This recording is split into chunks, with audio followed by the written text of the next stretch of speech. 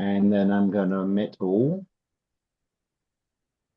And then I'm going to start with doing a screenshot, if you please, Christina. So we got another picture for the family album. Okay.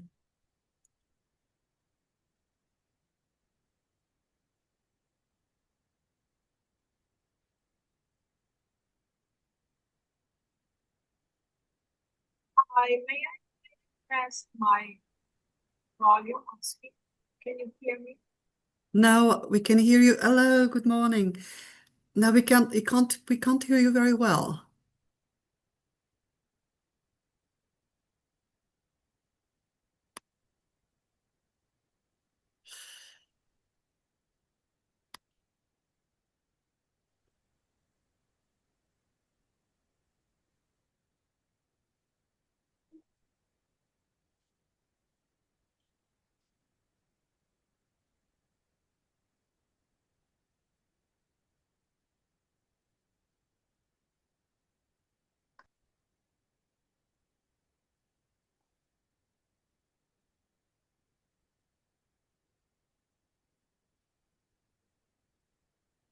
Okay.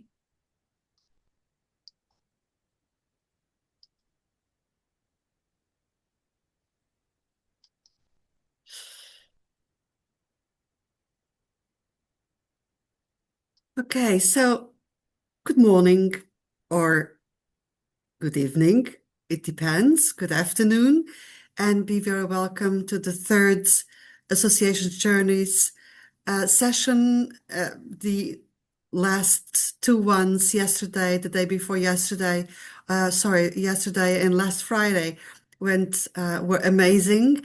We had so many inputs and so many fresh ideas from all our members, and it was actually a treat to listen to their journeys. So we will conclude today, and there's again a nice and varied list of associations with us. So I would like to welcome, as the first presenter, Hungary. Hungary is coming to us, the Hungarian Tourist Guides Association with Christina. If you are in the room, please, this is your moment. We are waiting for your commentary, and thank you for being here. Yes, thank you very much as well. I thought I had some technical issues, but now I'm happy that I'm in. So let me just share my screen. Let's see if it works. I really wanted to try it out a little bit earlier. Okay.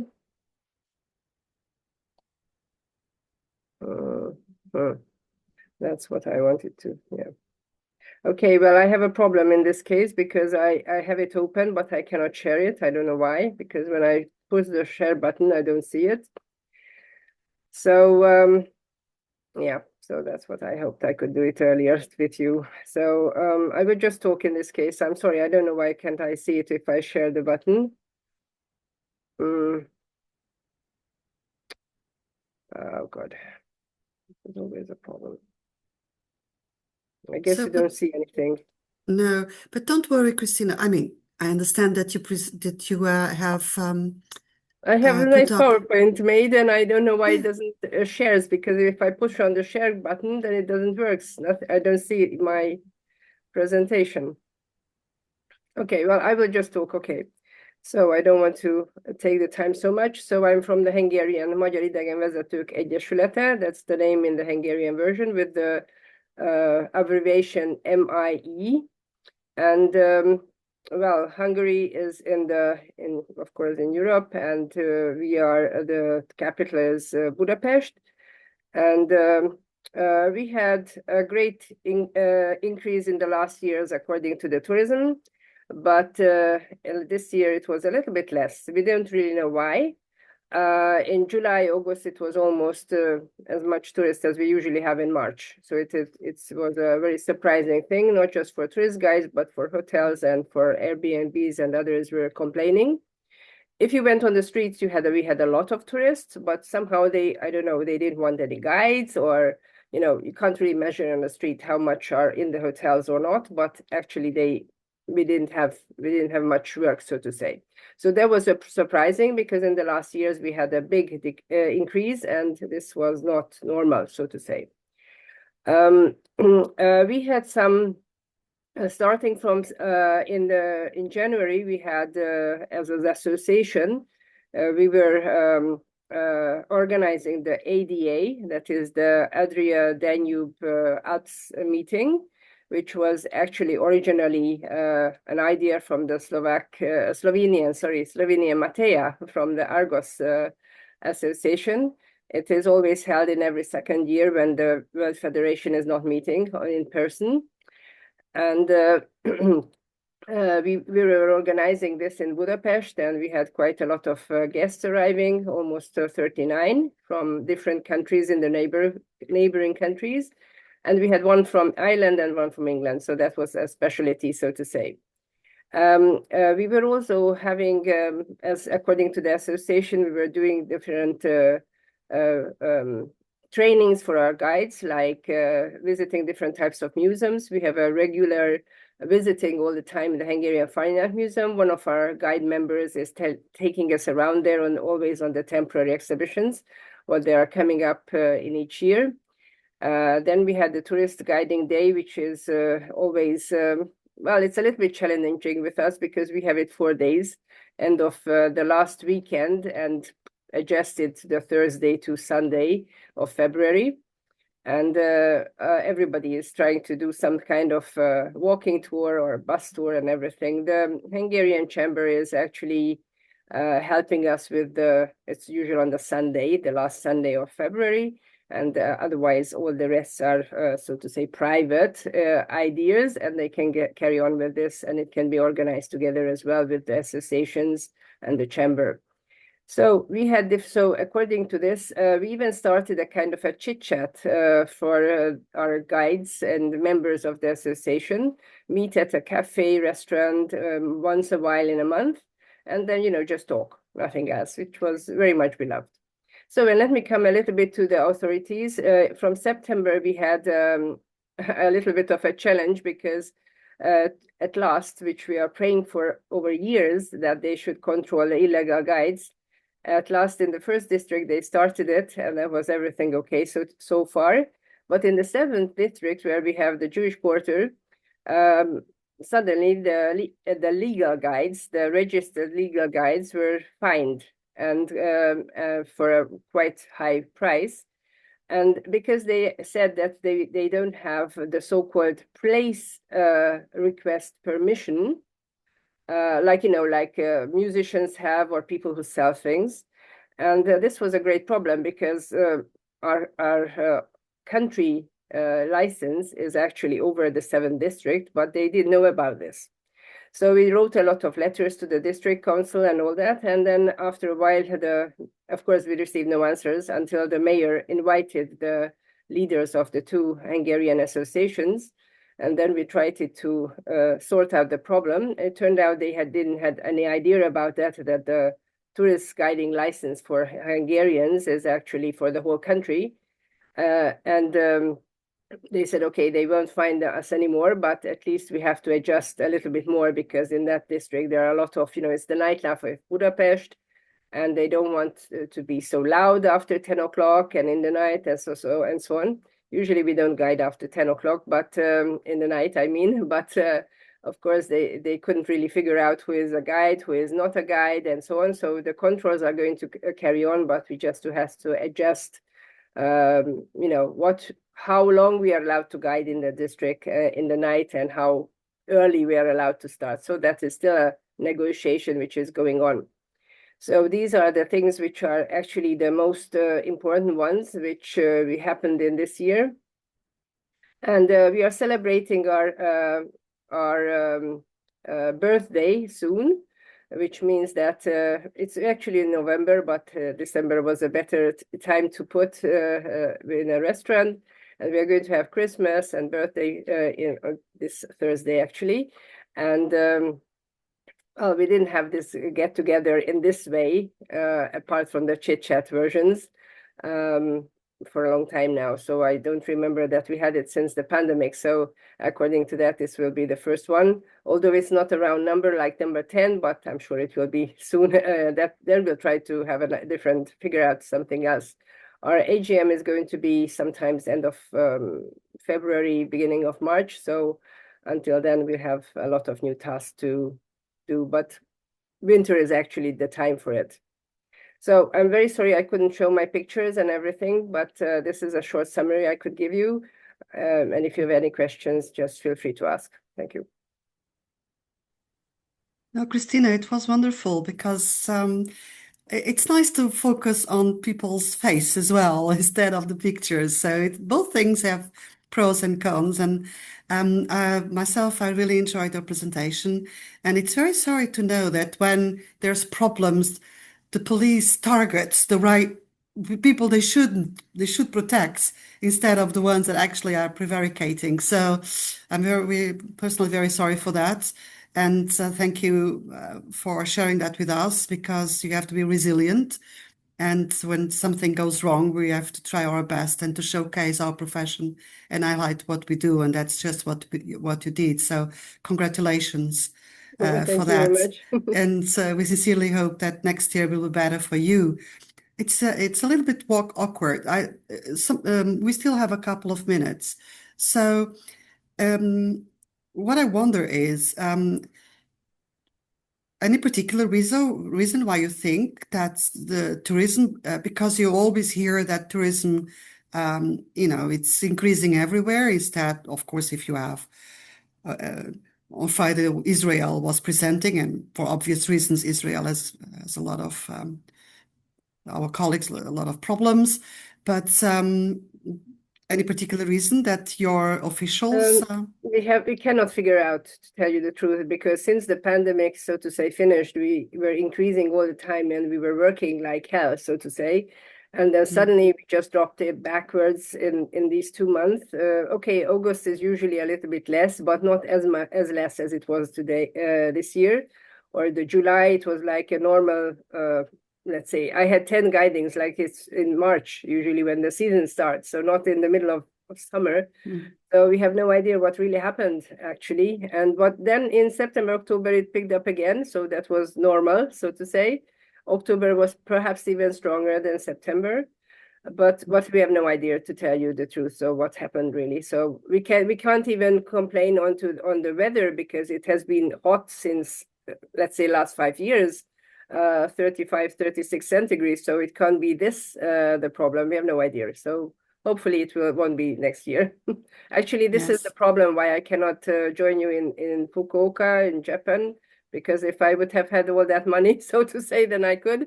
But because of this, I will just be online, if it's okay. It will be okay. And thank you for joining online. It will be fine as well. It's going to be a grand program. So thank you again, Christina. And we are moving to the next association, but we have with us Sarah, who she is the area representative for Northern Europe. So Sarah, would you like to introduce yourself, your region, and the next association from Finland? Of course, a very warm hello to everyone to comprise each time of the day. My name is Sarah, as Christina told you already. I'm the area representative of the WFTGA in the Northern European region, and that comprises the Nordics, the Baltics, the British Isles, and Germany, because that's my home country. I'm based in Hamburg. And I'm extremely happy to have with us today Päivi Oksanen, and she will represent the Federation of Finnish Tourist Guide Associations. And I'm extremely happy because, let's say, they've been away for a while and now they are back. So I'm really looking forward to hearing what she's going to say about her association, her federation. Welcome to the stage, Päivi. Thank you, Sarah. I'll just pick up my slides. Wait a second. It's always exciting to see if something works when you try to share something. Here you go. Yes. Okay, so all right. So my name is Päivi Päivi Oksanen, and I represent the Federation of Finnish Tourist Guide Association, like Sarah told you. So for those who are not from Europe, and also those who are from Europe, you don't always know where Finland is situated. So I want to show this European map, and also that we are part of Nordic countries. So we are high up in Norden area here. So our country is about 1,100 kilometers long. So we have a long distances from south to north, and only Just 1 second, 5.5 million. Päivi. Yes. Sorry that I jump in, but I think we see your back end and not the slides you would like to show. Really? Yeah, we see that would now be the map. Yes. Okay. But All right. yeah, okay. Well, let's continue first. Okay. All right. So basically, we have a lot of small associations around the Finland, because we have a big and large country and only 5.5 million people living there. So we have been scattered around this large land area. So just some general information. We have established association or federation since 1974. So we are 51 years old federation, and it's a national federation and for authorized tourist guides and nature guides, and we have 73 smaller associations inside our federation. So a lot of small associations, even 3-4 people, up till 50-60 people in associations, and approximately 1,050 authorized guides, which are locally and or regionally qualified. So we have quite many authorized guides in Finland. I was listening last week's presentations, and there is a lot of smaller associations and federations, but we have quite few guides in Finland. But maybe it's because we have a long history too. I think so. So we have different levels of activities. So we have executive board, of course, so our chairperson plus 7 members in our board, and we are representing different parts of Finland. So we are coming from Lapland up till south of Finland, so from different parts. We have general assemblies twice a year, and you could see the picture is from the last from West Coast. That's on Friday evening dinner and representing the. Yes. Sorry. We still Tell see me. the map. We still see the map, so I think we see the Really? back end, not the exact slide you would like to show us. I'm sorry I about guess you've that. got 2 screens. No, I don't actually. No. Okay. It should be, because I can only share this presentation. Okay, now we see the different levels of activities and the picture. Now you can see the picture. Okay. No? Excuse me, may I help you? This is Ana Paula from Portugal. Yes? You need to push a small button on the lower corner on the right. There is a screen. You need to to press there, please, so that everybody can see the full screen. I did that actually. No, point to the left. Yes, there. Yeah, well, that's what I have been doing. Yes. Oh, sorry. Yep, that's it. Techniques. That's okay. Sorry. Yeah, It works and doesn't. Sorry. Yeah, and that's why I think we're seeing what you see, what you want to show, but we see the back end. So like where you can change the slides and stuff. So somehow you would need to share just the slide and not the PowerPoint as software. But anyway, you can also just leave it out. I could do it this way if that's okay. Yeah. So time is running. Yes. Anyway, so we have different levels of these activities, regional, local, and so forth. And the main point is that we are networking with each other around the, well, nationwide, I would say. And also there's always a training involved in these meetings. What else we actually do as a federation? We are lucky enough and we are financially stable enough that we have one part-time person in the office who is doing guiding and counseling for members. They are calling a lot and sending emails. And also we have had a couple of years digital member register, and we have also digital membership card. And we use that member register for mailing, statistics, and that kind of things. So it's really useful and it saves time. And I see that Tina from our office is also joined us. So yes, she's great, I say. She's a really valued member for us, and she's also guiding. And we have done in the last 50 years, this is some summary that we have created national guidelines for guiding education in Finland. So we have authorized guides, and we are assessing their skills every 5 years. And we are also negotiating national recommendation for guiding fees for certain travel agencies, I would say. And then we have online education. Because of the pandemic, we developed the online education and training for our guides, our members. So that's excellent. And we have been keeping up with that probably once a month or so, once or twice a month. And then about the achievements, well, last couple of years we have been building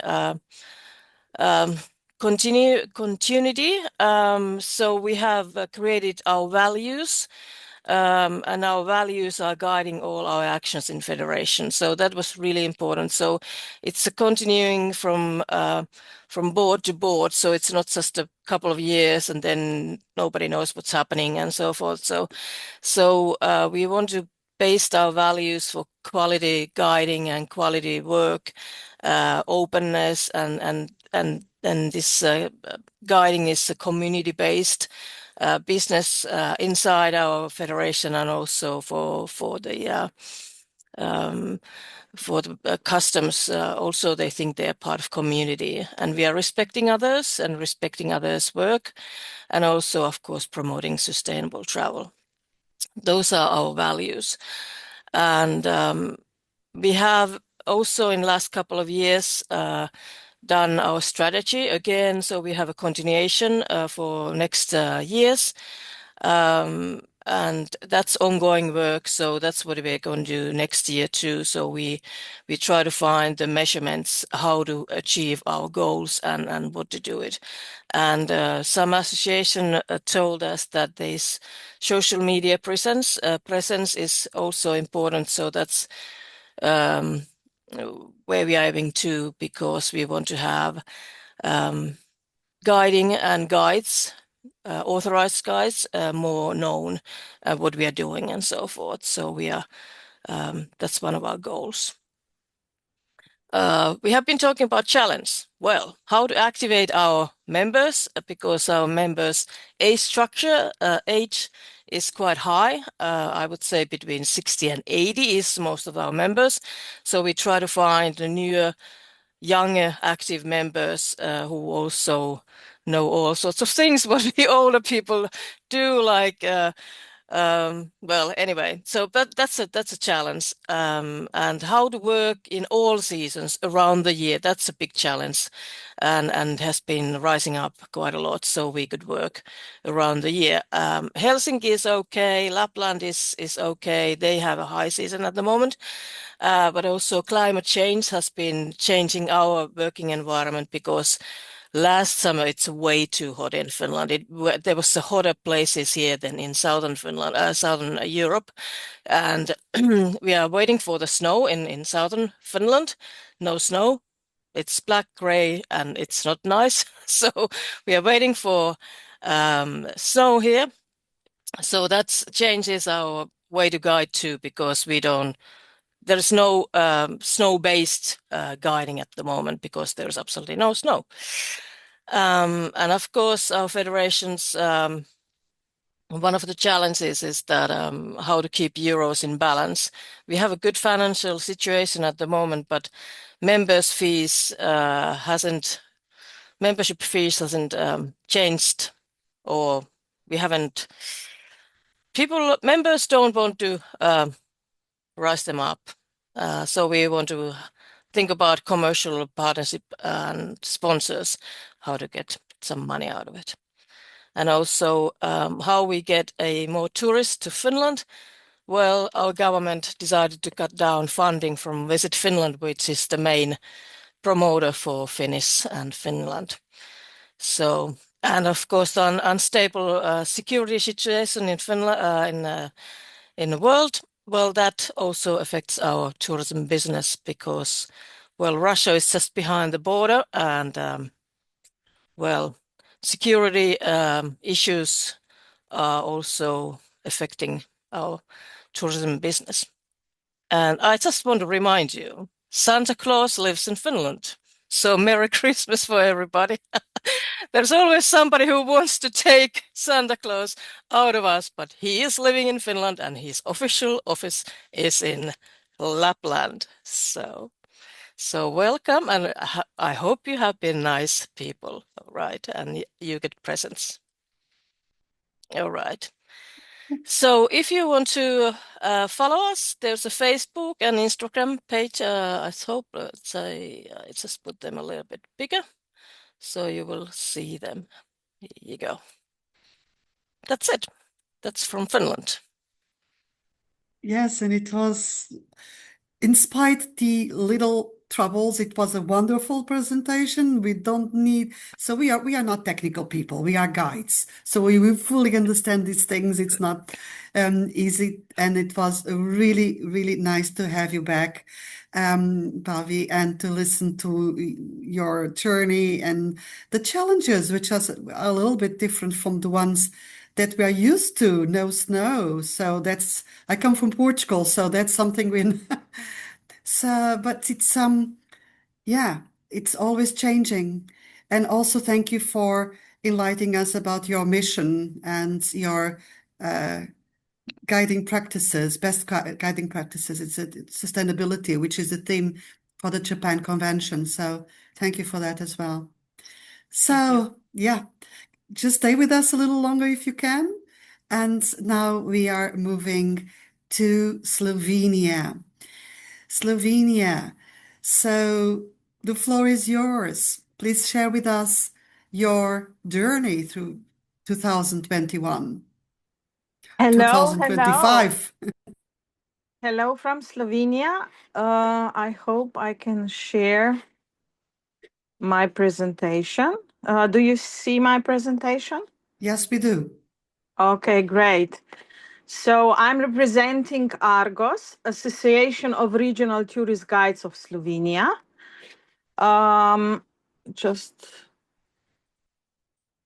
Okay.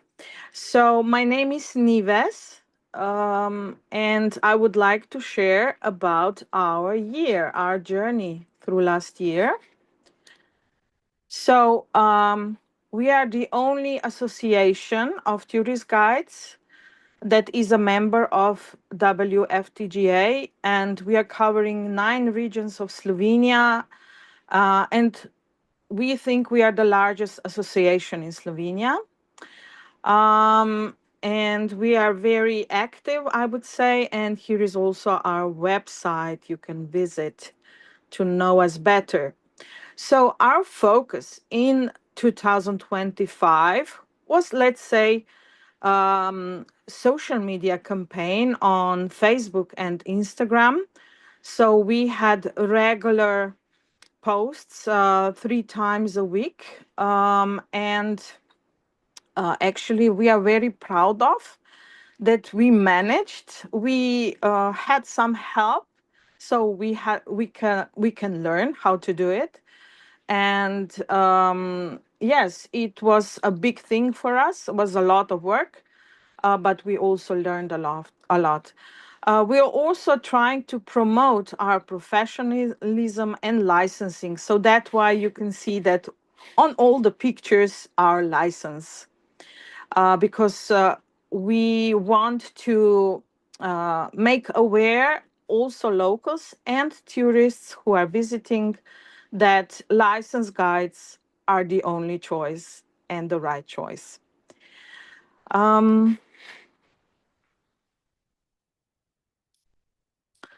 So usually we have annual meeting of General Assembly, always try to squeeze in also to develop our skills. So we usually have a workshop to learn something. And of course, we are also active internationally.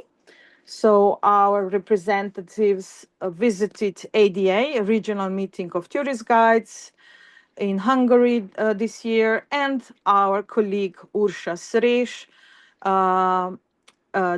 did the Cyprus train the trainer course this year. So we are very proud of her and enjoying having a new colleague between us trainers. 21st of February is International Day of Tourist Guides, and we are always active. So we are offering free guided tours, live or in person and online. And we are especially proud of charity raffle. So when we were having those tours, we prepared the tickets. So each guest got a small or big gift. And of course, they donated money, and everything what we collected, we donated to the pediatric clinics. Every month, almost every month, we are offering online guided tours to the elderly, hospitals, old people homes. And especially what we are proud of is, I already mentioned, promotions on social media. And what I would like to emphasize is that in last months, we were preparing also posts with the content. So we were covering the flexibility in the tourist guiding. So we had many posts on this matter. Of course, we are also very active, sharing our experiences. So we have many study tours in 2025. So many that we hardly remembered all. But this is the great time that we can meet, be together, learn something, see new sites, and get to know each other better. Another very important, let's say the biggest event happened in our association, and this is for the second year in the row, is Zelena Ljubljana, or Green Ljubljana. Ljubljana is the capital city of Slovenia.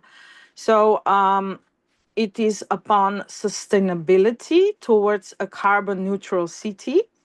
So we organized training for tourism professionals on sustainability. We offered guided tours. I think we had about 20 guided tours on sustainability or carbon neutral city. And what we are especially proud of is we had an exhibition.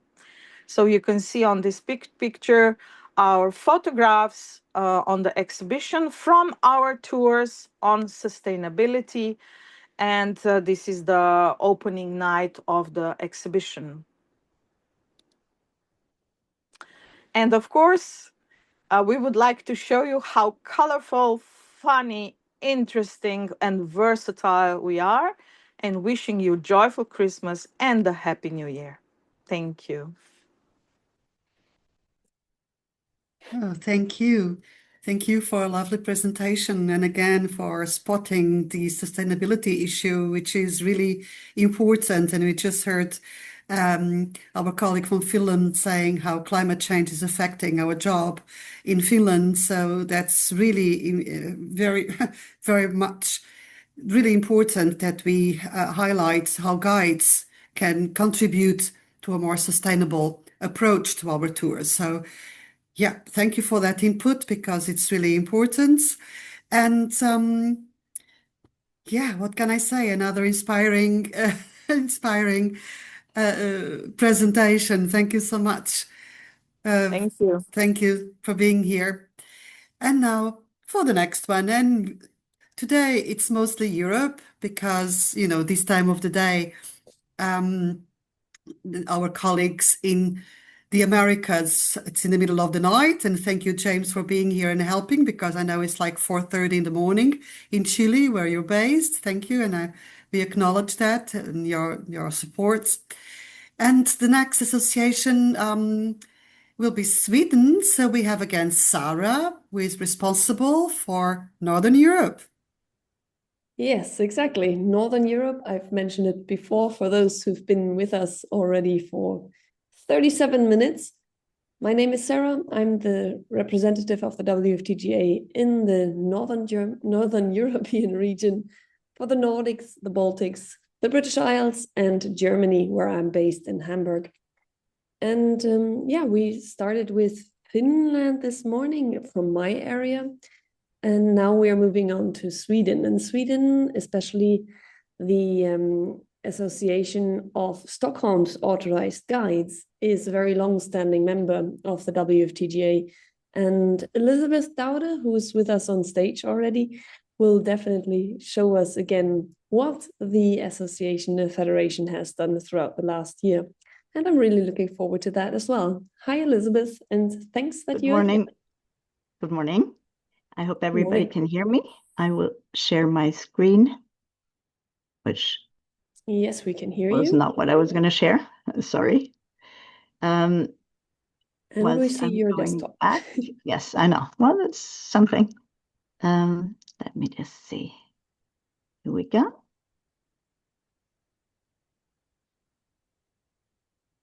And we're here. Do you see my screen?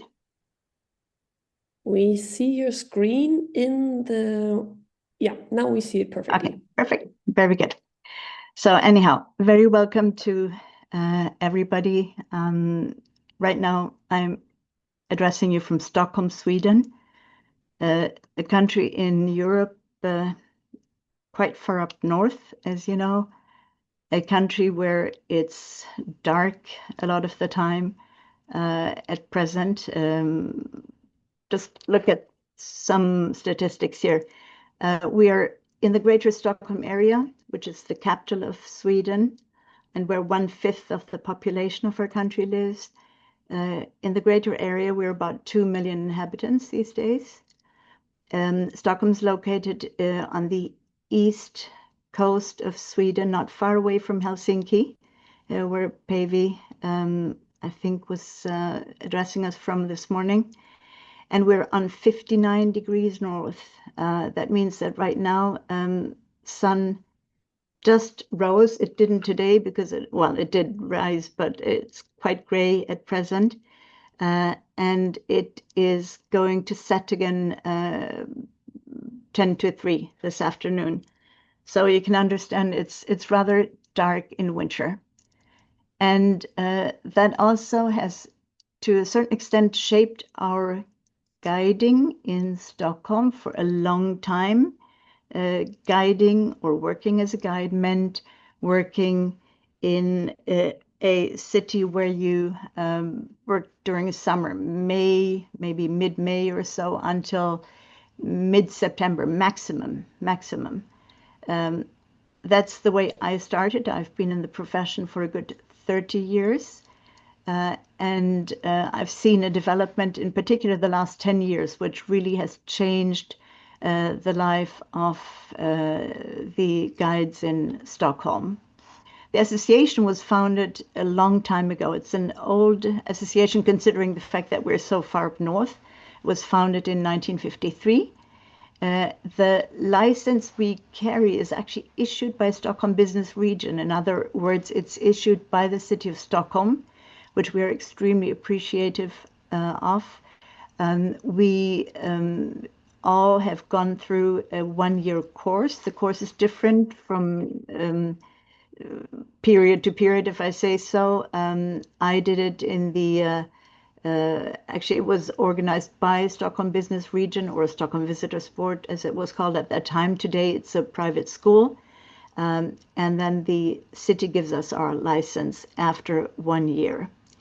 Most of the people who do the course are, and our nowadays colleagues, are Swedish and English speaking. Every so often a new language comes in. Like this year, we have had the privilege to have a guide joining us who speaks Turkish, which we're very happy about. We have 380 members at present, and 30 different languages are spoken, which is excellent. So we can offer many different kind of languages. We have a board. Our president, who is in the audience this morning as well, a secretary, a treasurer, and then 3 or 4 elected board members as well. We have digital board meetings, since many of us are spread out. Others are working in other places as well. So the digital meetings are well attended, and they are once a month usually. At times there might be a hybrid meeting as well. The board meetings also include, obviously, the representatives of the various committees who do a lot of the work as well. Practical work, we have the group that spreads out information to our colleagues. Webmaster, highly important. The member service group, communication and marketing, international contacts, contacts with museum and sites, the mentorship and professional development group, and the sustainability group. And we have a nice homepage, which I encourage you to have a look at. Our members do get, just as many of the other associations we've heard from, do get to visit different places. For us, it's usually more concentrated to the winter time when we have more time, because in summer everybody is so busy. So recently we had, for instance, on the left side to be seen a visit to the Norwegian church, Norway being one of our neighboring countries. And the pastor gave us a very inspiring lecture about what she does, but also about the Norwegian community in Stockholm. We got to see this very interesting building as well. To the right, you see a gentleman standing in front of a screen. We visited a movie theater and got to see a special showing of his films. He's an artist, he's a filmmaker, he's a photographer. He's done a lot of documentaries, and he has now made them into films with his pictures, still pictures. And the film he presented was about the art in the Stockholm subway. It was a rather interesting and obviously well-attended event. So we have lots of those events. We don't have a fixed number, but we try to create as many as possible for those. Visiting museums, sites, sometimes excursions as well. Some of our colleagues have been able to arrange meetings with enterprises, cafes, restaurants, and so on. We also, as to social activities, have on an irregular basis, informal meetings in a bar in the evening or so, or in a cafe, just sitting and chatting. The summer season 2025, the assignments we have received came through agencies, very many through digital platforms. Many colleagues are linked up in various digital platforms these days. And we do also have a booking possibility on the FSAG homepage, which I encourage you to have a look at. It took us quite some time to establish that, but it is improving, and there's more and more requests through that booking service or the digital booking on our homepage every year. And it's quite increased this year. As you can imagine, being on the coast, we have a lot of cruise ship calls. In 2025, there are altogether 137. We at present have a large German cruise ship in the harbor, even though it being December 9th, you would be surprised, but that came through the pandemic, that especially German cruise ship passengers wanted a little tour on the Baltic. So that goes on right now. This year, 256,000 passengers. Next year, they think 300,000 passengers and 157 calls. And when we listened to our colleague from Amsterdam, where the city tries to inhibit cruise ships from coming, we haven't gotten there yet, if I say so. The general sightseeing that we do is, classic 3-hour city visit or visiting different museums or sites. We do excursions as well to other little towns around Stockholm. There's activity tours, kayaking or bicycling, for instance. There's special tours. There's a few colleagues doing beer tasting tours, for instance, or other kind of food tours. And we have a lot of incentives coming to Stockholm as well. All languages. Next year, for instance, I think about 2,000 Spaniards coming during 3 days to Stockholm. How that will be mastered is still a question, as you can understand. We have guests from all over Europe, the United States, Asia, Australia, many of our Nordic neighbors. So basically, the whole world is present. Trends that we think and have seen also is that guests, and Päivi was mentioning it in Finland as well, they choose Stockholm because the temperatures are more pleasant here. In comparison to countries where it nowadays gets really, really warm. I don't think this is something to be happy about, but it is a fact, if I say so. The length of the season is increasing, no doubt, as I mentioned in the beginning. Winter tourism is coming stronger and stronger.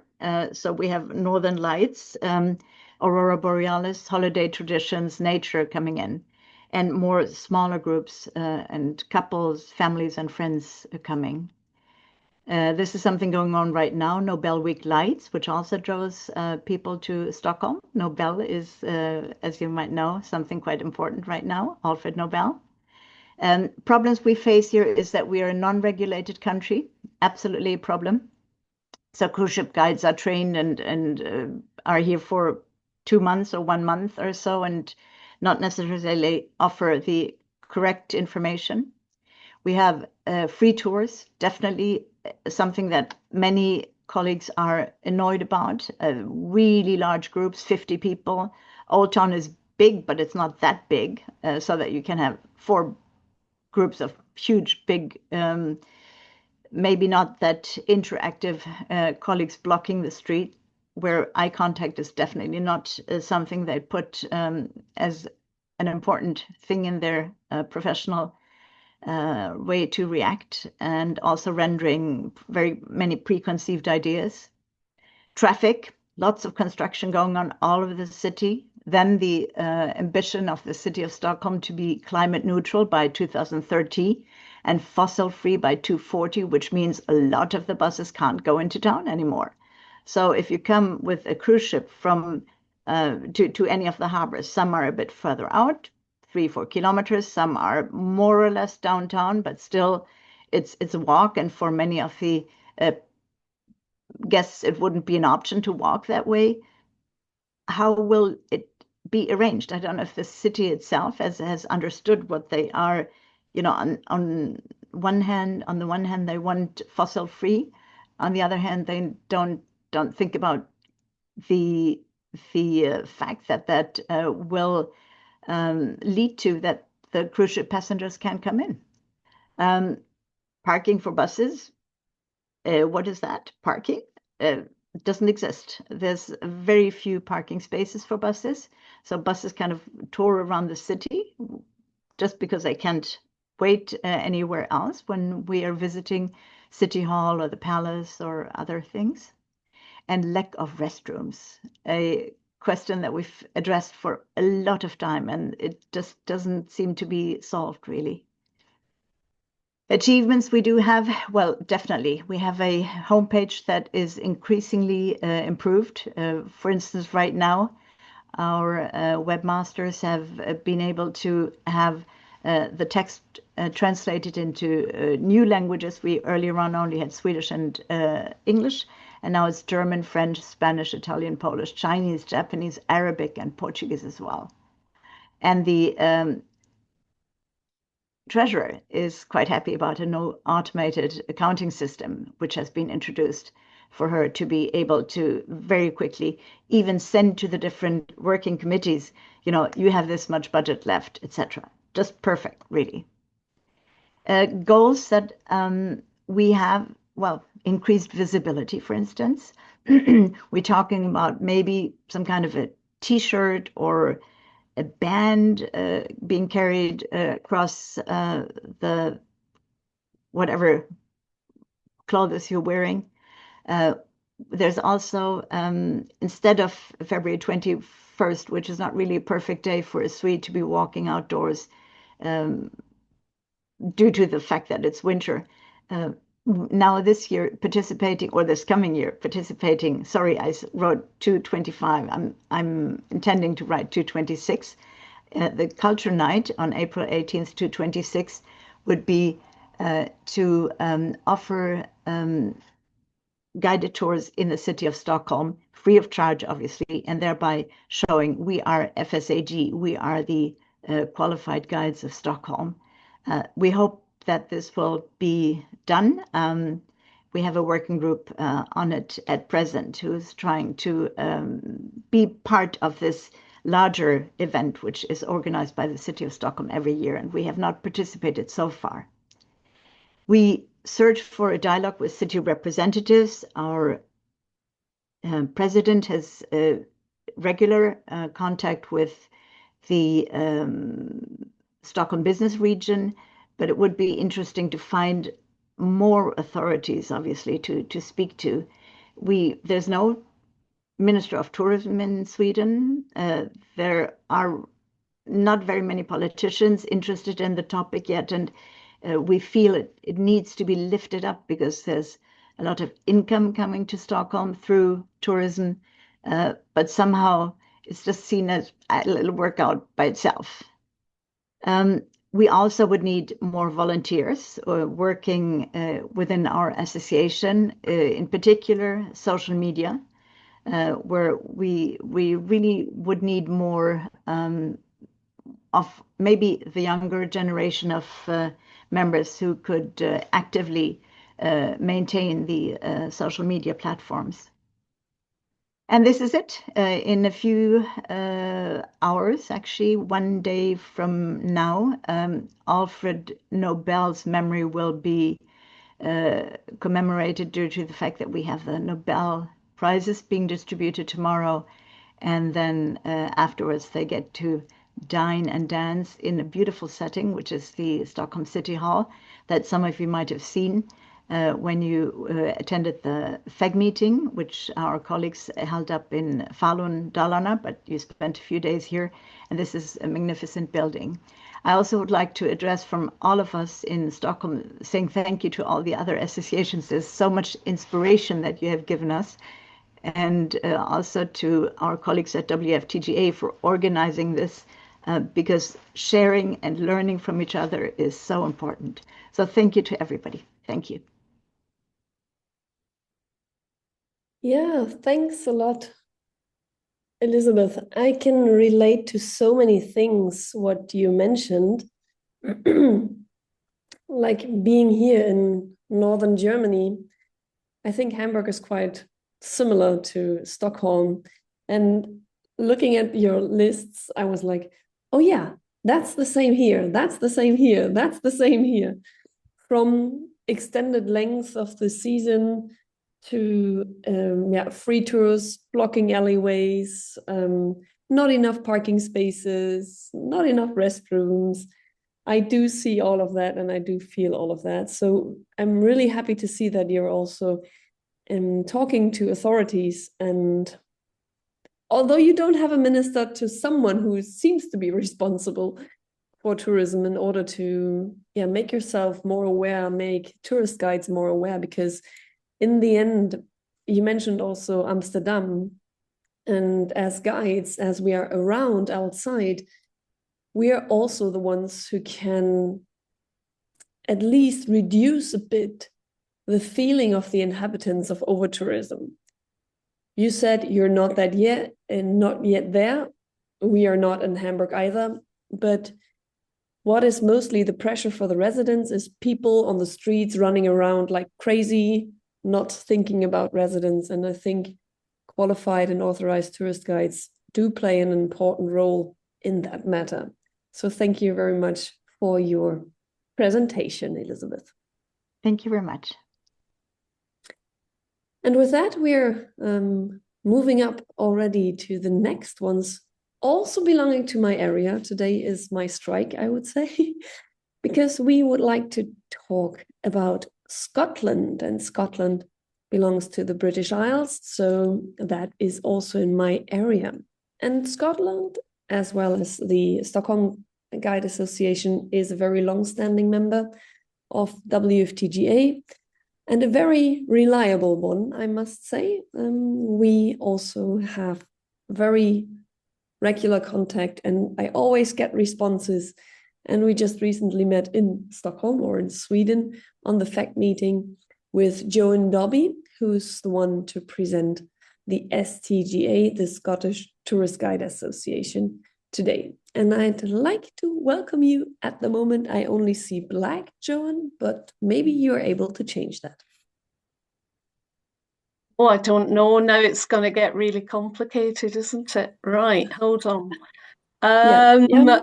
Now you see your slides. Now you see my slides. Let's go. You can now go into the presentation mode. Yeah, it should work. Yep. Have you got it now? Yes. Perfect. Okay. Welcome. So thank you, Sarah. Scottish Tourist Guides Association. You've got the website, the email, the logo there. It's the only professional association for Scotland's tourist guides. Have you still got? I'm going to get rid of that. Is that better? Can you see that slide, or are you all on it? Sorry. Yes, we do. Yeah. Okay. So the STG is the only professional association for Scotland's tourist guides. It remains the only accrediting body for tourist guides working in Scotland, and is one of the oldest professional groups in the country's tourism sector.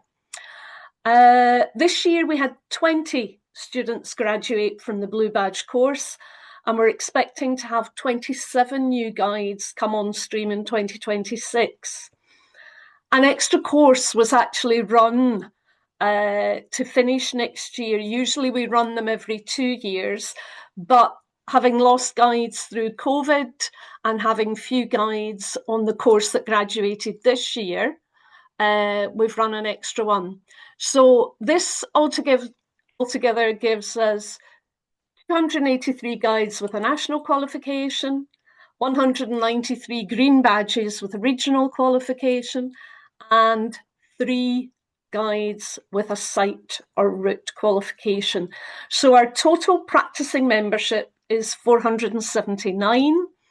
And in addition, we have 50 retired and or non-practicing members. As with many destinations, running training across a country with such widely variable environments remains a challenge, as does representing guides' interests. And recent extra emphasis on training has led to us employing now extra office staff, and we now have 6 working in our office. 2025 saw the retirement of both our training manager and our principal examiner. For the first time, we have employed a training manager from outside the organisation, and we've brought in someone who has airline experience, which we're hoping will bring a new focus and allow us to redevelop how we run our courses and train our trainers. The principal examiner, of course, will still come from within guide ranks. In respect of our board, it's a volunteer board, and we now have a new chair.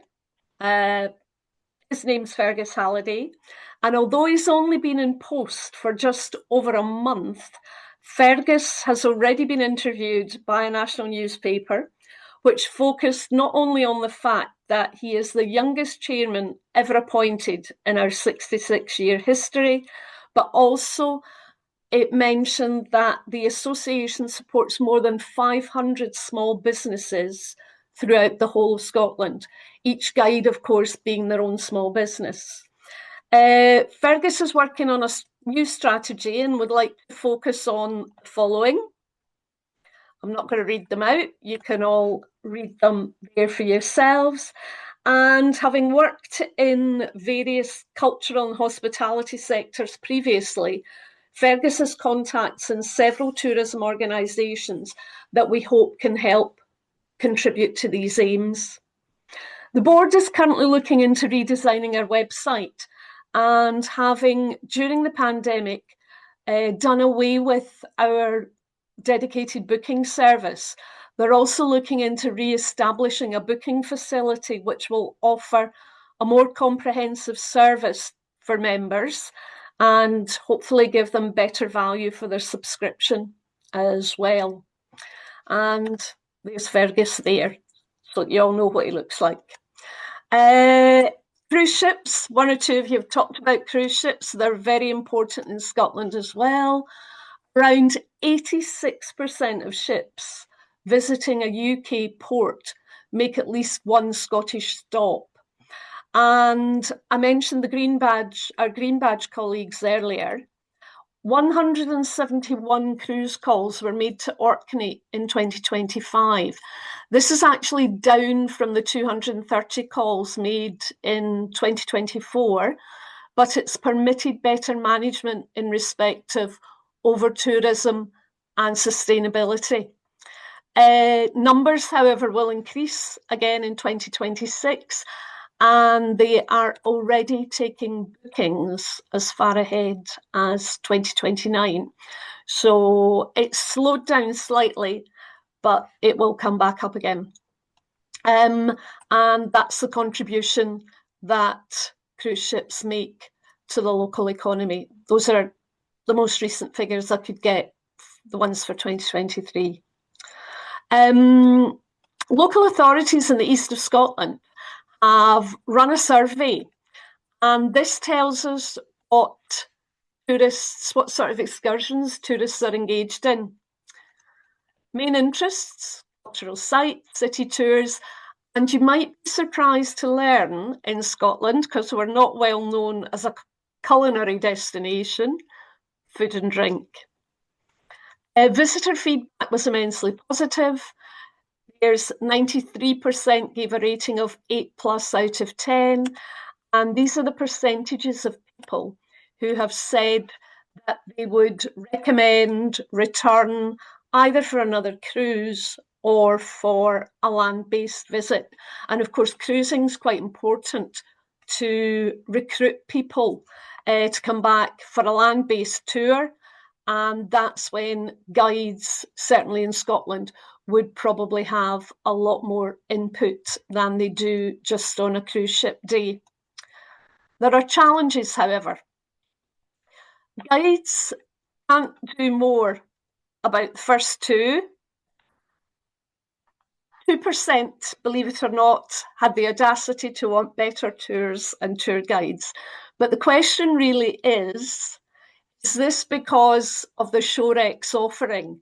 Are they offering something that's not good quality, not good value for money? Or is it because they employ non-badged guides, so they don't get a good quality tour? Another big challenge this year, I heard Elizabeth there talking about parking and restrooms. One of our big challenges this year has been access to Edinburgh Castle. It's Scotland's most visited attraction. In fact, it's the most visited attraction outside of London, and we have 15,000 visitors daily there. It's the home of the Scottish Crown Jewels, and as such, it's on most tour operator itineraries. Although, because of increase in individual visitors, some operators this year have had to programme visits elsewhere due to difficulties in sourcing tickets.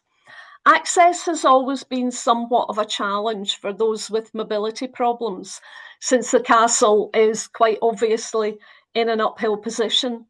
Although once visitors climb up the 150 metres to the esplanade, then there is a courtesy vehicle available.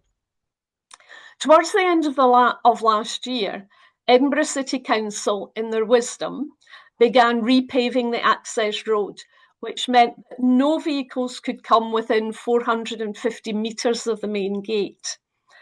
This has evolved into an experiment to restrict vehicular traffic over an extended period with an official drop-off pickup point and a location that involves visitors in an arduous climb through crowds and adds considerably to the time required to visit.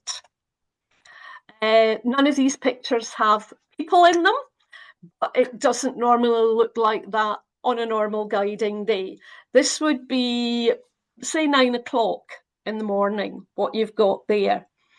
But this is the positive that we've been able to draw from it this year, is that the traffic-free street that you see there does allow for an easier and more expansive guiding experience. The ferry network remains a problem for us in Scotland, between weather problems and cancellations, and roadworks and building generally continue to present challenges. In fact, our Edinburgh branch for International Tourist Guide Day in 2025 took out a group of Edinburgh City Councillors to try and show them the challenges that guides face because of roadworks and building works. However, moving on to positives, the weather during summer 2025 was often sunny and even warm, and that helps to enliven guests' mood. That said, for the first time ever, a performance of the iconic Edinburgh military tattoo was cancelled due to a storm. Again, another result of climate change, and that led to much disappointment amongst those who had tickets. Glasgow has been named number 5 in the Global Destination Sustainability Index for 2025. The city was number 12 in 2024, and Glasgow actually ranks number 1 in the UK. And Glasgow Guides for International Tourist Guide Day took various groups out on a park walk. Screen tourism remains important for us. Things like The Traitors, new Guillermo del Toro Frankenstein film, and Spider-Man have all been shot in Scotland over the past year. And that's what it brings to the country as far as economy and jobs are concerned. And of course, it also gives us guides something else to talk about in our commentaries. So that's a little roundup of Scotland. Thank you for listening. And as someone else said already, have a Merry Christmas and a Happy New Year. Yes, thank you, Joan. Well, this is, I'm always speechless at how much you do during a year, and how your spirits, dear colleagues all over the world, is always so uplifted, and we try to deal with all the challenges that we face in our profession. And some of them are common, some of them are very specific to some areas. But thank you, Joan. It was really inspiring again. And now we move to a very different part of the world. We are going to Asia. Our next presenter comes from Mongolia, but we have the area representative, our dear colleague Hussein from Iran with us, who is going to present himself and his region and introduce the next presenter. Thank you, Hussein, for being here. Hello, everyone. It's an honor to be here on this grand day and these great moments. It's not actually Christmas around here, but we do celebrate for the Armenians in Iran. And of course, we're very much happy for you by the end of the year, and we hope for the best in the new year. My name is Hossein. I'm the area representative for Central Asia. I am very much honored to have Mongolia recently in my region, and we have a representative from Mongolian Professional Tourist Guide Association. Thank you very much. Thank you. Thank you, Hussein. Thank you very much, Hussein. Oh, trying to find Mongo. So, Yes, got it. I have Got I it. have already yeah. let me share my screen. Sorry. Oops. Oh, sorry. It's another technical issue. I would like to share your screen, but there's something wrong here. Just a sec, please. There you go. I'm not sure if you can see that. Let me make it full screen. So hopefully you can see the screen. Yes, we can. Thank you. All right. All right. So thank you very much for having us here, and greetings from Mongolia. It's the middle of the winter, and I'm representing Mongolian Professional Tour Guide Association. So on the screen, you can see the channels that you can get to know about us. And let's move on, as I have only 10 minutes. So it's our very first time, participating the association journey. However, we, joined the journeys earlier, but it's our very first time participating. So in a way, I would like to introduce the association just in brief. Mongolian Professional Tour Guide Association, back in 2003, we managed to invite WFTGA to Mongolia and organize the training course. So 12 very, experienced guides participated, attended, and in the same year, they participated the convention in Scotland, if I'm not wrong. So after that convention, they got so inspired to establish the organization, and it was established. So, all this paperwork took 2 years, and finally they conducted the first training course in Mongolia. Back then, the tourism industry was small, about 300,000 tourists annually we welcomed. So one course in a year was, enough. So about 7 or 8 years ago, again, we managed to invite 2 very experienced gold trainers, including, Viola. I can see she's here, and Iris Berry. 2 of them trained us, and 12 candidates attended. And back then I was one of them. So that year we, updated the organization and updated the training curriculum. Management-wise, we really revised and brought in a different level. So instead of 1 course, we added it up to 4 courses, and annually we train 100 to 120 guides, according to European standard that WFTGA implements. So 2023, Mongolian government, revised the tourism law, and we were the one of the key players, and we, regulated the certification of tour guides in Mongolia. This was the second time after several years. However, the first one was failed. So this is our mission and goals. You can take a look. But if you go to, our website and other channels, yes, you can get to know it more in details. Let's move on.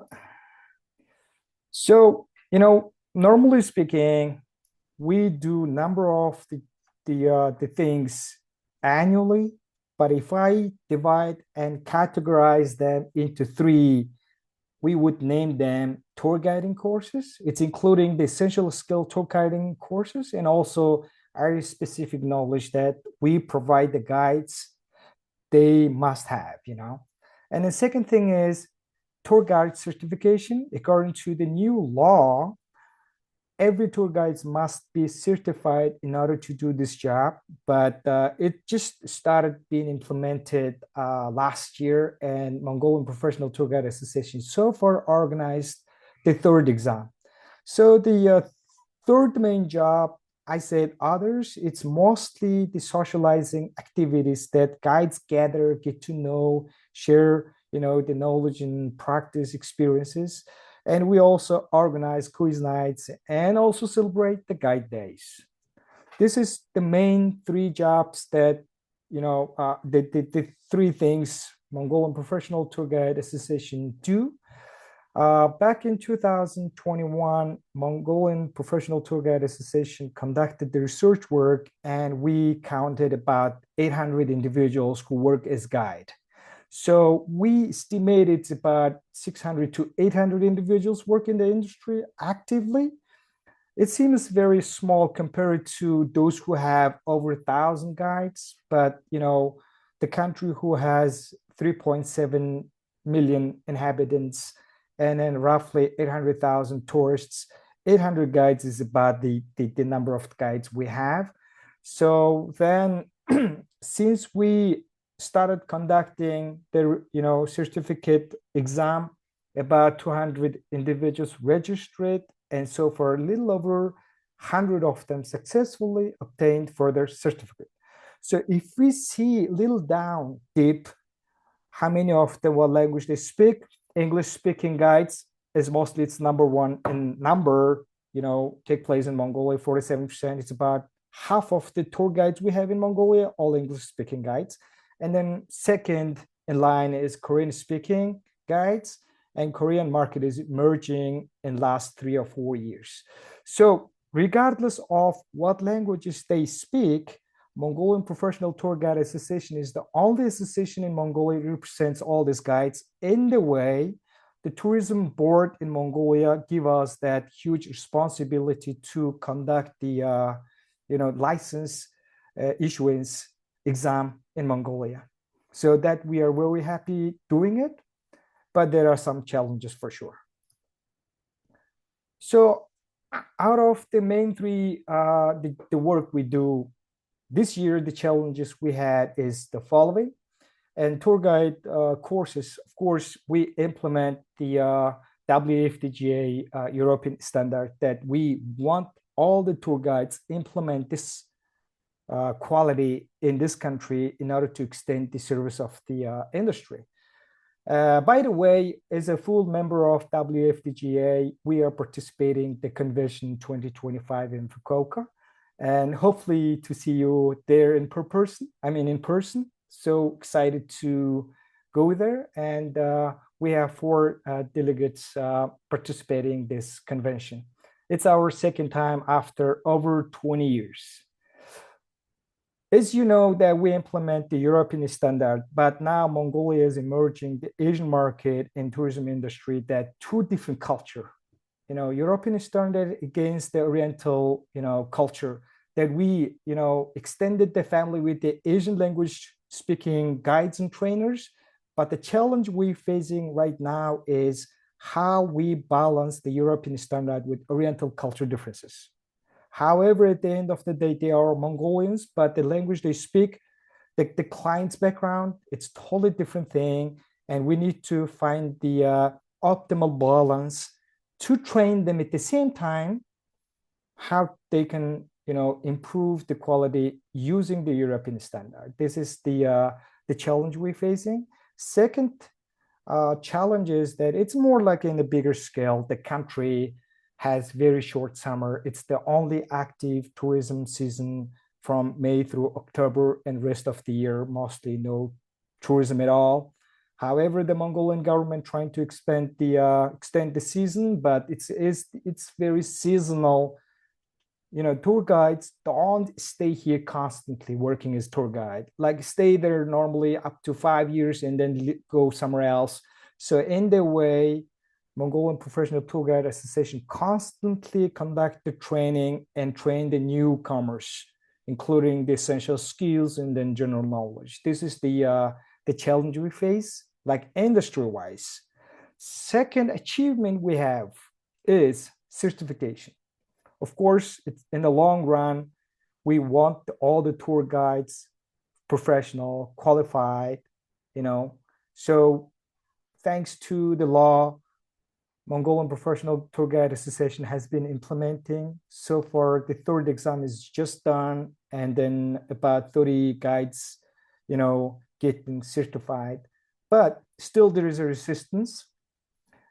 It's our second time as a country implementing that, regulation after like over a decade. So we trying to learn from the failure we had earlier, and second time, as we implement here, Mongolian Professional Tour Guide Association is implementing and taking the exam and everything.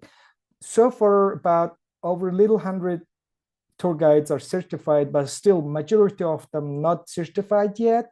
And they have a huge resistance, like asking the big question for us, like, what's the benefit of it, especially in the short season of tourism in Mongolia? So what kind of benefit we can offer them to certify them? After certified, if they can have job for entire year long or something. I mean, in our position, Mongolian Professional Tour Guide Association is not in the position to promise them to have, the tour all round year. We are only one implementing, but at the same time, we really would like to encourage them to be qualified, certified, but it's the challenging thing we have at the moment. But of course, in 2026, we participating the convention and also talking to other experienced tour guides association who implemented the certification and regulation, what challenges they faced and how they overcome. We're really eager to learn from them. At the same time, if you would like to share your experience overcoming that challenges in order to implement that regulation, we will be highly appreciate. It will be highly appreciated if you share your experience with us via that email address you can see on the screen. So yes, once again, on behalf of Mongolian Professional Tour Guide Association, we'd like to extend the appreciation for being part of this journey today. It was a year that we learned a lot, and there's another year ahead to learn more. Thanks a lot. Okay, that's the spirit. That's the spirit. Thank you again. My God, it's so wonderful to know what you've been doing in Mongolia. And thank you for our training committee, Viola being here, for all the work, and for you that participated in the training, WFTGA training. And we are going to be in Japan. This is a wonderful idea for, a roundtable, how to convince guides to take their training, to be certified, to join an association. It's a hard work, but there's ways. And in the end, that's a good topic for a discussion. Thank you so much. And please stay with us if you have time. And thank you, Hussein, for being here as well, and introducing our area and really, yourself. thank you. I really wanted to ask our friends, colleagues from Mongolia to share more pieces of news with us for our bulletin. So not only to know what's going on out there, but also this is a promotion of the country. So I really, really appreciate if there is more exchange of news like that as well. Sure thing. So coming back to Europe again, and we have one of our longest area representatives with us. She's been doing this phenomenal job, which is the liaison between the board, which is sometimes a distance entity, and the members. Thank you so much, Smaro. And would you like to introduce yourself and your area and the next presenter, please? Thank you, Christina, and good morning to everyone. It's a great pleasure to be again in another yet association's journeys where we learn from each other, and my heart delights as a trainer of WFTGA in hearing about all the trainings and everything that is happening. So with great pleasure, because I'm also Greek and I'm based in Athens, I'm going to be presenting my Greek colleague, Gemma Economopoulou, a very experienced tourist guide, licensed as things stand in Greece, and also the vice president of the Panhellenic Federation of Tourist Guides, and a person who just completed the Train the Trainer course in Cyprus in our International Training Center. So Gemma, with great pleasure, the floor is yours. Thank you very much, Maro. Thank you, everyone. Kalimera, good morning from Athens, Greece. I'm more than delighted to be with you in one of the association's journeys this year. And a few words about our Panhellenic Association was established in 1985. And as members, we have about a little bit less than 3,500 colleagues from all over Greece. So I'm based in Athens, and this year, 2025, has been a rather busy year for Greece, touristically speaking. Following the official statistics, we have noticed an increase of 4.1% in comparison with last year. And referring to the total number of visitors, because 2025 has not ended, approximately 25 million travelers from all over the world came to Greece, promoted as one of the top-rated destinations. The truth is that even now in December, we have a considerable number of visitors coming to the major centers, to Athens, to Thessaloniki, either on cruise ships or on organized trips. And being a rather busy year, a record year for Greece's tourism, as you can easily understand, we have had high demands for guides, for professional tourist guides in different languages. And we have more colleagues joining our field because of the graduation, because a considerable number has already graduated from the 3 official schools of licensed guides that operate in Athens, in Thessaloniki, and in Rhodes. And despite the fact that we have the operation of the official schools, with about 2.5 years of studies, quite paradox for us is the operation of the 2 months seminars. The Ministry of Tourism in Greece decided to reoperate the fast track, as we call them, the 2 months seminars, for those who have an archaeology, a history degree. As you can easily tell, we find it rather unfair to have within 2 months seminars guides that on one hand possess a rather profound academic background, but they lack in training skills. On the other hand, as vice president of the Panhellenic Association, I have to say that our education committee, members of which are also in the World Federation Tourist Guides Association, have always tried to propose, to offer a series of proposals in order to improve the ways not only of education, but primarily the training procedure that the licensed guides, tourist guides in Greece have to have. So 2025 has been a rather busy year for my colleagues. But on the other hand, as many of our countries have to face, is the unpleasant phenomenon of illegal guiding, or as we commonly call them in Greece, the pirate guides. We have seen lately that the numbers increase because of I would say, the procedure, the process, the policies that are followed by the Ministry of Culture. The governmental services, unfortunately, are understaffed. And although we have strongly emphasized the unpleasant phenomenon, we don't have the support on behalf of the state itself. So we expect that either the Ministry of Tourism or the other authorities will take action in order not only to protect our profession as it is regulated and protected, but above all to protect the quality of services provided to the millions of tourists that come to Greece and honor us with their visits. So I would say that one of the most unpleasant realities that we have to deal with is the phenomenon of illegal guiding.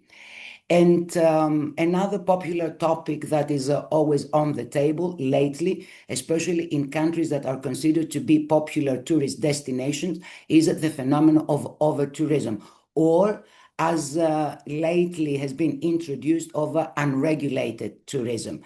And I have to admit that not only the city of Athens, not the city of Thessaloniki, but some of the Greek islands like Santorini and Mykonos have to deal with excessive numbers, especially on cruise ships, and without providing the infrastructure.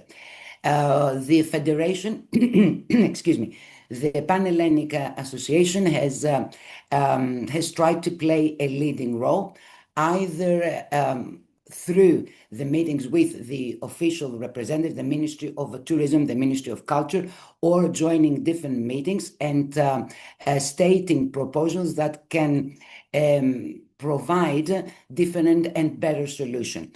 But as we can all understand, sometimes proposals and ideas are accepted, but not imposed in practice. So I would say that 2025 started with a certain skepticism and concern, but bottom line is that it has been a rather busy year. We hope that 2026 will be not only busy, but above all safe, calm, not only for Greece, but for our colleagues all around the world. I would like to thank you very, very much for the invitation. I would like to thank you all from the depths of my heart and on behalf of our colleagues and the Panhellenic Association for the great job. And I hope that all colleagues will deal our profession with care and respect. Thank you very much, and greetings. Happy holidays from Athens, Greece. Thank you for this presentation and to share with us the challenges that you face. Again, we are so resilient. I'm sure in the end you will prevail. And this thing about rules that are not being implemented and regulations that then are broken because there's no people actually implementing them on the ground. This is, my God, just to share you briefly, in Portugal, the profession exists since 1912, and we were regulated for over 50 years. But even in those days, we are not regulated anymore as such. But even in those days, we had pirate guides, and it's very hard, but we still have to be resilient and showcase what we do. And this is what you have been doing. And we thank you so much for that, Hema. It was really very, very inspiring. And thank you, Smaro. I understand Ethiopia was to be the next presenter, but we have been going through the names of the participants. If anyone is here from Ethiopia? Because some names are kind of hidden. It just says iPhone or something. But we couldn't, at least I know that Andy Asefa from Ethiopia, our representative, is not here. And Smaro, please bear with me. Cyprus is not here either. No. We had 1 second. I haven't been in touch in a while, but I know that Maria Pinguras was going to be here.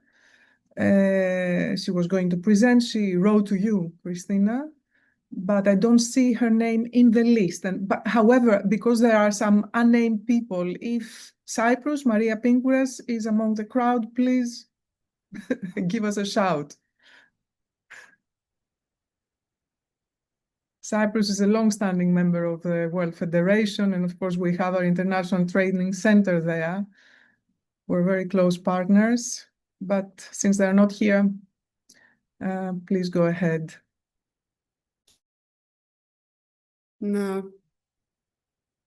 Okay, we would love to give the floor to Cyprus because, as you said, Smaro, they have been with us for such a long time, and myself, I've also been to the trainers course in Cyprus, which was, I mean, something opened my mind to other realities. But we will have other opportunities of connecting with our colleagues, both in Ethiopia and in Cyprus. Okay, and just for closing today's session, and actually all the 3 sessions that we had in 2025, maybe you've heard from our president, Sebastian, that WFTGA is undergoing a major series of reforms. These reforms, well, we try to implement them slowly because we have to, get along with the times.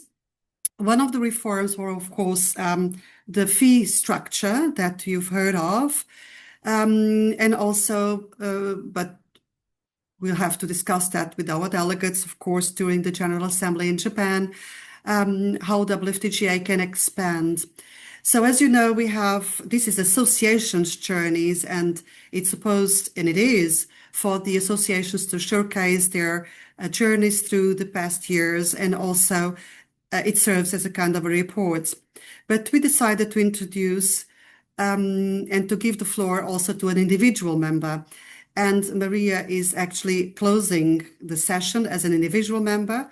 She's also an area representative, and she's going to explain us a little bit about the guiding profession in North Macedonia.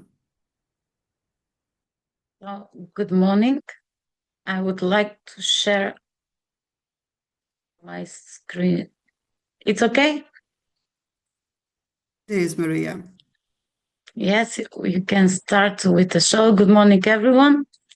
Just a moment. Let me start the show. So, I have a need, and also my colleagues from North Macedonia, to explain, first of all, what's Macedonia, what is North Macedonia, so that won't be any misunderstanding. So, North Macedonia is located in the south center of the Balkan. This is the short facts about my country. Official name is the Republic of North Macedonia. The capital is Skopje. We are a small country, around 2 million people. Also, our language is Macedonian language, written on Cyrillic, and we also have the Albanian as second official, and the currency of Macedonian dinar. Most of the people are Orthodox Christian. But do not make a mistake. So we are in the border with Greece, Bulgaria, Kosovo, Serbia, and Albania. So the problems that we had, I must explain this one, because the initial name of the country after Yugoslavia was known as Republic of Macedonia, but in the United Nations we were accepted as the formal Yugoslavian Republic of Macedonia. Then, because we had some final name agreement with our neighbor Greece, the official name of the country since 2019 is North Macedonia. So I hope we're gonna not make some mistakes. And because of the territory, we are in the middle of the Balkan Slovenia. We have a great resources for developing the tourism. starting with religion, also the mountains. We have some extreme sports like paragliding, the hunting, and so we have many different types of tourists coming to North Macedonia. So the total tourists, this is the latest statistic from September 2025, was about 132,019 only in September, which is a growing trend. But most of the countries that are visiting North Macedonia are Turkey, Serbia, Greece, and Bulgaria.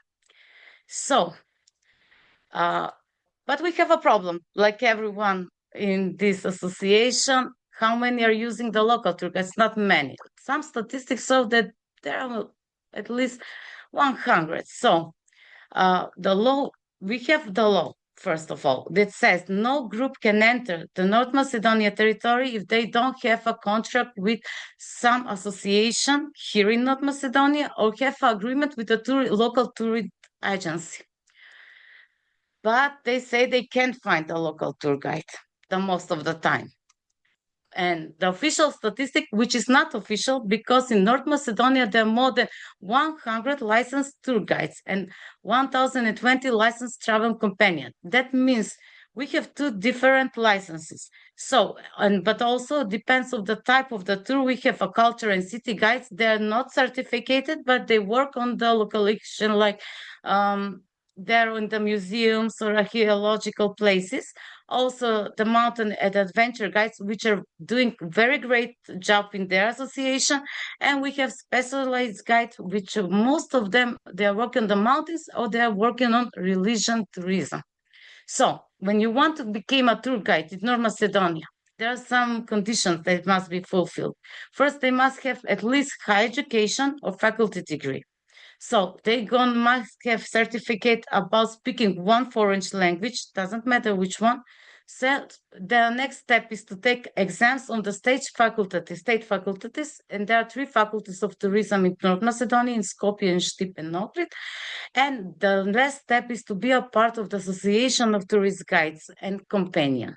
So we have these 2 types of licenses. We are going to change it after January 2026. As you can see, this is the first association of tour guides in North Macedonia, which was using some old emblems, some old details on the licensing, which is not a good thing because there is the unique identification number of this license, which is very private matters. So if you have this photo, you have the ID number, and you can take like that. You're going to take a credit from a bank if you know this number. So this is the bad thing. But just I put it to say, the white license is only used when you're tour leading abroad, when you're going outside of the borders of North Macedonia. The other one is when you use it as a local tour guide, and you can take. So we have the 2 types of tour guides here in North Macedonia. So since the 1990s, we have the law, we have the way of education, and also we have a government protection, but only on the paper.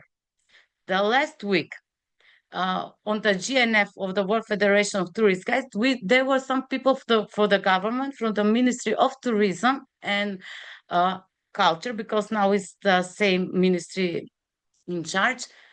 And it was the first year when we have inspection of the borders. That happens the last weekend, when they were searching if the tour guide going outside from the North Macedonia have a license. And also every bus which was coming to North Macedonia will check if they have companion or have agreement. But our new association, which was formed in 2020, right before the COVID situation, they put the few steps that are very important as a tour guide, as individual. We know that the tour guides, we only work as a freelancer in the most of the countries. So we wanted this profession to be official, so we can have pension and health insurance, which is very important. And the pension and health insurance are the issues of tour guides and companions here, because we are paying just a little tax, which is not enough when we retired. So now with our government, our new association makes agreement that from 2026, this will be in the official profession in the law in North Macedonia. Also, regarding the legal and license guide is operating in our country as every other country, the penalties of anyone who be cut by the inspection, they don't have a license, or they're coming from abroad and they're trying to be a local tour guide here, the penalty will be bigger. It was like 500 euros. Now from January 2026, it will be like 1,200 euros. And they're planning about putting the black stamp so they can't enter here anymore, something like that.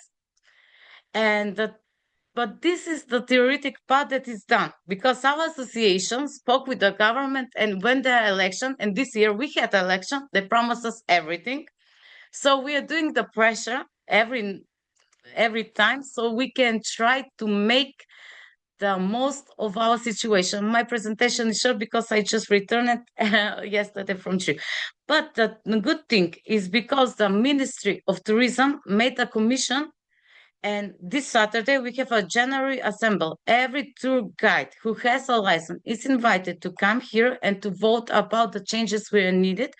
The pressure must be bigger. We accepted that and we agree everyone on that. And also because there was a time before the COVID when anyone could become a tour guide by certification. So there are some changes. We're going to have a practical teaching and practical test, not only on the paper.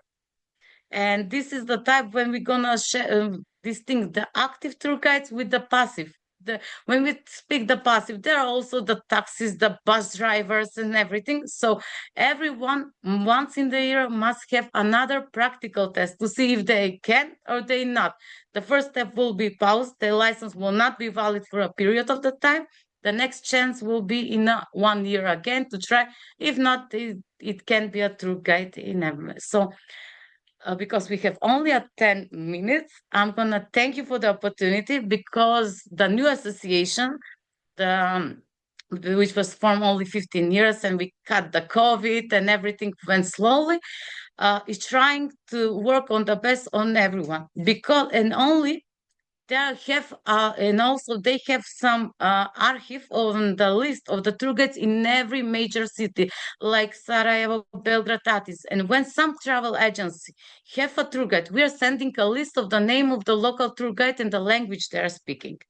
So also on the every board, this association was sharing flyers. They were saying everything where they can find a local tour guide. So I think if we work together, we can manage to make the theoretical part in practice. So thank you again for this opportunity, and hope this association will be part of our Federation of Tour Guides. Thank you. Thank you, Maria. So, and through the day today and yesterday and on Friday, we have been hearing for so many colleagues, and it's the same in my own country, that the profession is mainly composed of seniors, sometimes even elderly people. But it's nice to see, Maria, that there are some young people also taking care of associations, and yeah, we'll be going through, and I will like to express publicly our sympathy for the people that have been waiting for a long time, either individual members and associations to become a member of the WFTGA. Some of them sent their applications already in June and July, but we have been working in restructuring the WFTGA, as I said before, a new constitution. All of that will be presented in the Japan Convention, new code of conduct, best practices. And that has taken so much of our time, and also the new fee structure, that we haven't been able to answer all the emails that we received, and also the applications to becoming a member.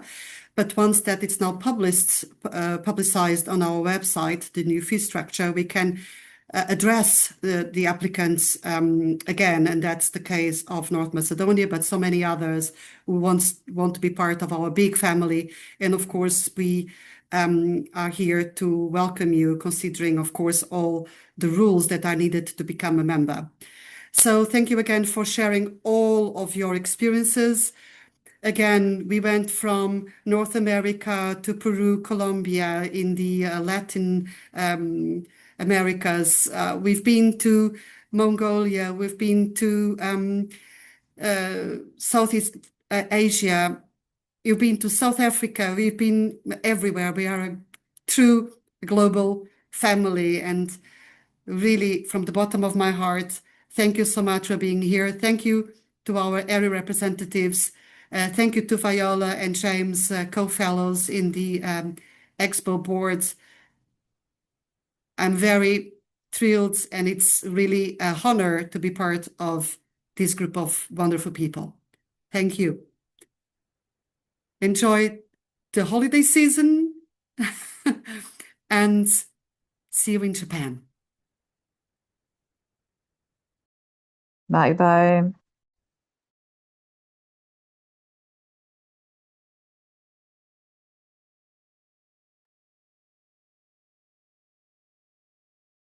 Thank you, everybody, for coming.